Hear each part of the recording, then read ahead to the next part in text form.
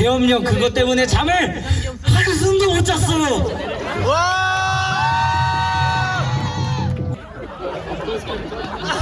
시험을 망쳤어. 이런 울분 여기서 다 토해내고 가겠습니다. 거짓은 잠을 이길 수 없다. 진실은 침몰하지 않는다.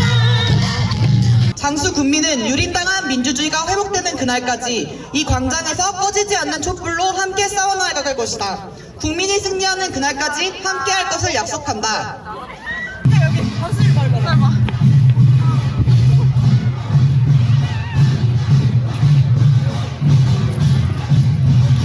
새날이 올 때까지 흔들리지 말자.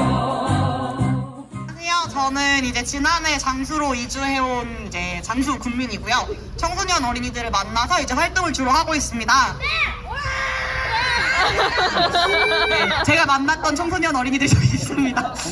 사실 제가 지난주에 꼭 발언을 하고 싶었는데 지난주에 사람도 많고 막 얘기하고 싶으신 분들도 많을 것 같아서 좀 넘겼다가 너무 늦은 듯도 하지만 그래도 꼭 제가 한번 얘기를 같이 나눠보고 싶은 게 있어서 마이크를 잡았습니다. 조금 윤석열의 입에서 계엄이 선포되었던 12월 3일 10시 반부터 탄핵이 가결되던 14일 저녁까지 저는 맘 편히 잠을 잘 수가 없었습니다.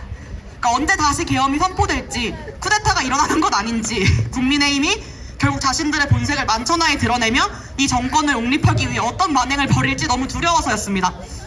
그리고 동시에 걱정스러웠던 건 다시 이 추운 겨울에 거리에서 밤을 지새게 될 우리의 모습이었습니다. 이번 계엄과 탄핵을 통해 저는 제 지난 시간을 돌아봤습니다. 제가 10대 때 저는 여름밤을 거리에서 보냈습니다.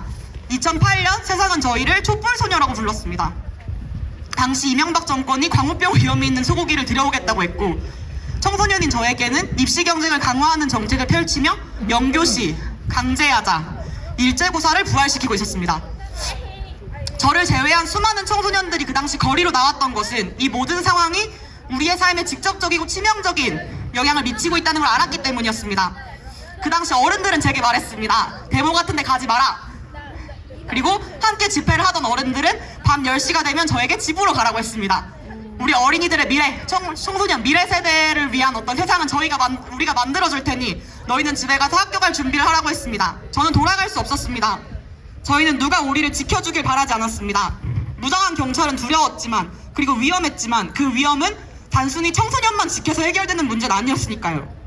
제가 20대가 되자 이번에는 겨울을 거리에서 보냈습니다. 이번엔 박근혜였거든요. 세월호라는 참사를 가능케 한 대한민국에서 그리고 독재 정권의 계승을 당당하게 외치는 대통령과 집권 정당을 받아들일 수 없었습니다.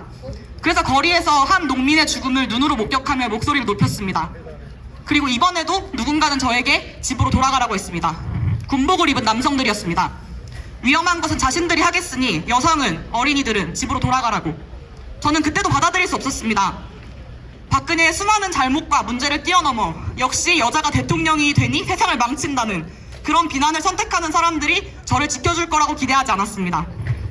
그리고 30대가 되자 다시 거리로 나왔습니다. 정말이지 지긋지긋합니다. 왜 꼭 이 추운 겨울에 이 난리를 쳤는지 모르겠습니다. 그럼에도 군대를 동원해서 시민을 공격하고자 하는 마음을 먹을 수 있는 사람이 자신들의 이득을 위해 그 존재를 용납해야 한다고 뻔뻔히 말하는 사람들을 도무지 참고 견디기가 힘듭니다. 여전히 이 정권은 청소년들의 인권을 폐지하기 위해 온 힘을 다해왔습니다. 전국에서 학생인권 조례가 폐지됐고 휴대폰 수거 같은 인권 침해적 제도를 옹호하는 인권위가 발표를 합니다. 탄핵이 가결되기 전인 지난주 화요일 오전 49,000명이 넘는 청소년이 참여한 청소년 시국선언이 발표됐습니다. 그 선언에 참여할 사람들을 모으고 있을 때 제가 소식을 전하자 한 청소년이 제게 되물었습니다. 이런 건 교수들이 할 수 있는 거 아니냐고. 자기 같은 청소년이 시국선언같이 그런 엄청난 일을 할 수 있냐고. 그리고 제가 너무 화가 나서 난 이번 주 토요일에 서울로 올라갈 거다, 집회 갈 거다 라는 얘기를 하니 장수에서 만나는 청소년들이 물었습니다. 자기도 혹시 집회에 나갈 수 있는 거냐고. 그 집회가 청소년도 가능한 거냐고. 민주주의 사회에서 집회와 시위의 자유는 언제나 시민의 권리였습니다. 다행히도 이제 와서 저에게 집에 가라고 하는 사람은 잘 없는 것 같습니다.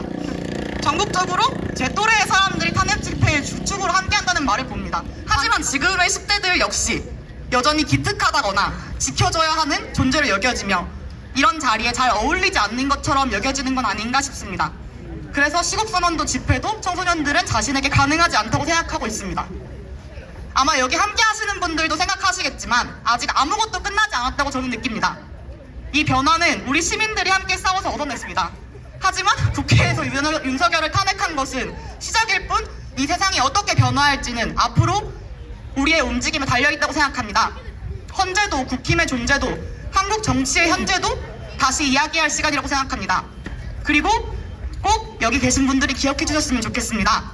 함께 살아가는 동료 시민인 어린 사람들이 존중받을 때, 함께 이 세계의 민주주의를 회복시키기 위해 싸우는 존재로 여겨질 때 민주주의의 회복이 더 가까워질 수 있다는 것을 함께 믿고 싸워주셨으면 좋겠습니다. 감사합니다.